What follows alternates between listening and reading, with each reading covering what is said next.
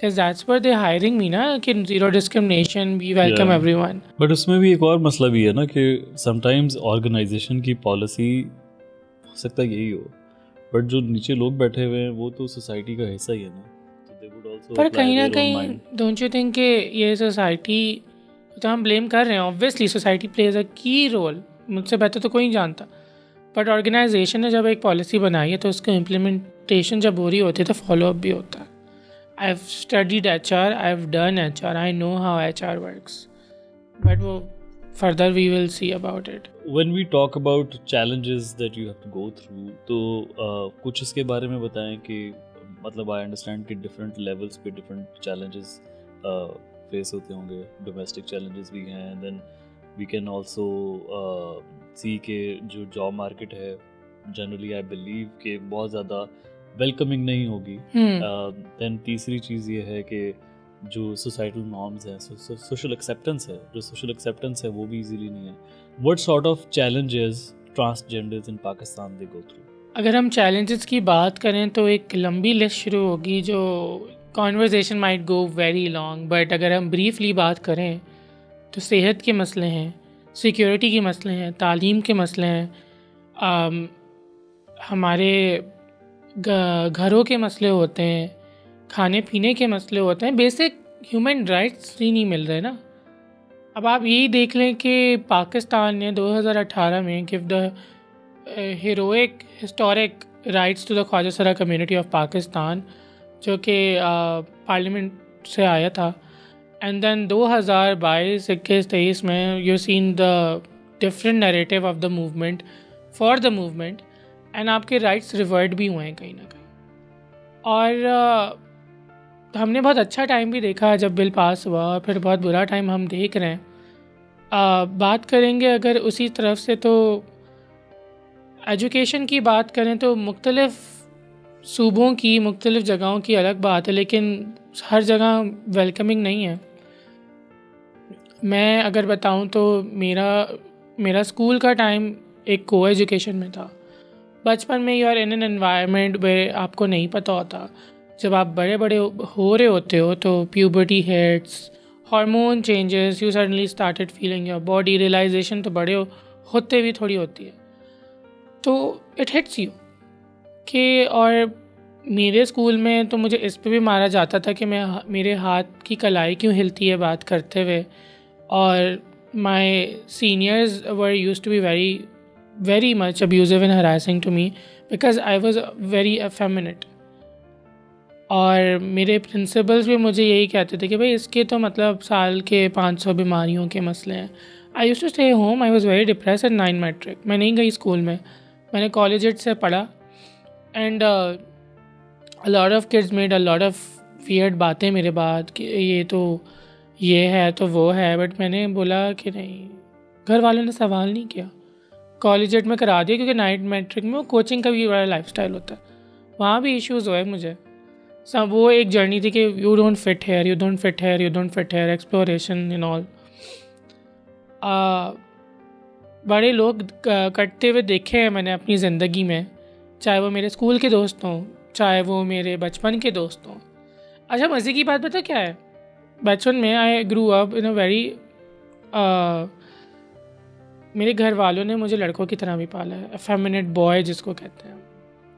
तो छक्का, खुसरा, लड़की, ये सब बोलते थे. मुझे तो मतलब मेरे 9 में फेयरवेल में गानों पे भी डांस कराया गया लड़कियों के कपड़े पहना के, जब सब सही था. जब अपनी आइडेंटिटी को एक्सेप्ट करा, बड़े होके पहचाना, समझा, रियलाइज़ किया, तो वही लोग मेरे ख़िलाफ़ हो गए. चाहे वो मेरे बचपन के लोग हों, चाहे वो मेरे स्कूल के फ्रेंड्स हों, चाहे मेरे ख़ानदान वाले हों. मैंने कहा जब ये चीज़ आप मुझ पर थोपते थे तब मसला नहीं था कि जनाने तो खुसरे तो ये. अब जब मैं हूँ वो, क्योंकि I was always like this कि है तो है ना, बड़े होके आपको बहुत चीज़ें अपने बारे में रियलाइज़ होती हैं. तो नाउ यू हैव इश्यूज़. ये चीज़ मेरे ख़ानदान वालों ने मेरे साथ किया. I belong to a very अच्छी एजुकेटेड फैमिली, ऐसा नहीं है कि बैकवर्ड सीन है. अच्छे पढ़े लिखे लोग हैं, there doctors, there engineers, there a lot of good people in my ख़ानदान, जो बोलते हैं आप. ऑब्जेक्शन उन्होंने मुझसे ये किया कि भाई हमें मसला नहीं है, काम करो उनके लिए, उनके जैसे बन ना जाओ। This was my relatives. हंसी आती है मुझे उन लोगों पे कि पढ़े लिखे हो के भी ऐसी सोच रखते हैं। मैंने ये देखा है कि आप अगर अनएजुकेटेड लोगों को या थोड़े से लेस लिटरेट लोगों को बात करेंगे ना कुछ मसलों के बारे में, वो जल्दी समझते हैं। आप पढ़े लिखों को बोलेंगे ना, वो अपनी कोई अजीब से फैक्ट्स एंड फिगर्स लाते हैं ना, it's weird to tell them. एक सर्टेन एज भी होती है जिसमें आप लर्निंग करते हैं। एंड मेरे साथ भी कहीं ये हुआ। एंड वियर्ड चीज़ ये है कि आज भी वो ख़ानदान वाले जब घर पे आते हैं तो मुझसे बोला जाता है कि तुम अभी घर नहीं आना, या तुम घर में मत होना, या कमरे से बाहर मत आना, क्योंकि उनको पसंद नहीं है। और उस वक्त भी मैं ये सोचती हूँ कि मेरे घर वालों को कि मेरी गलती क्या है, where am I still wrong. मेरे तो कज़न्स मुझसे कहीं ना कहीं बीच में लाइक हैड एन इनकाउंटर, तो दे वर लाइक हमें मसला नहीं है तुमसे, तुम जो भी अपने लिए हो, लेकिन हमारे पापा ने मना किया है हम तुम्हें मिलने से। मैंने कहा अच्छा ठीक है, I agree with it, I moved on in my life, I am doing wonders, I am achieving. मैंने कहा मेरे अल्हम्दुलिल्लाह बड़े बोलने में I think I have achieve a lot then my cousins. और इस ज़िंदगी में आगे बढ़ के आई थिंक उन लोगों के बारे में सोचना भी नहीं चाहिए। बट वही बात है ना कि वो एक परफेक्ट सोसाइटी की लाइफ तो ख़ानदान और फैमिली से ही बनती है। हम मुश्किलात की बात करें तो I studied in a boys college में मैंने पढ़ा। Was not easy. आप जाएँ 80 लड़कों में आपको बिठा दिया जाए इम्तिहान के दौरान, वो ट्रॉमा, गेट पे आपके पुलिस अफसर जो चेक करेगा आपको, वो एक मर्द होगा हाथ लगा के। बिकॉज़ मैं भी लड़कों के कपड़े पहन के जाती थी, because let's be honest boys college है। हमारे यहाँ कोई गवर्नमेंट की अभी तक as such they are working ना हो, बट कोई ख्वाजा सरा एजुकेशन पॉलिसी नहीं आई है। इस पर वर्किंग अभी हुई है इसी साल, but on the ground there is nothing. मुझे तो याद है कि जब मैंने अप्लाई भी करा था फर्स्ट ईयर में, तो मुझे तो बुला लिया था ये इंटर बोर्ड वालों ने कि your picture is very this and हमें देखना है, मिलना है। वो एक बाकायदा एक डॉक्यूमेंट था, ईमेल आई थी मुझे, वो लेटर आया था। बॉयज़ कॉलेज का एक्सपीरियंस बहुत बुरा था। ऑब्वियसली 80 लड़कों के कमरों में आप पर्चे लिखो या आप देखो कि भाई कल को क्या हो जाए, कोई आप पे अटैक कर ले। I was very young. तो मैंने डिसाइड करा and I left boys college and I did my inter privately directly from the board. I do went to collegiates में सिंपल एक हुडी पहन के आप चले जाओ, लिखा पढ़ा आ गया। बिकॉज मेरा मेन यही था कि बस मुझे पढ़ना है। Because why not, education should not be limited to two genders.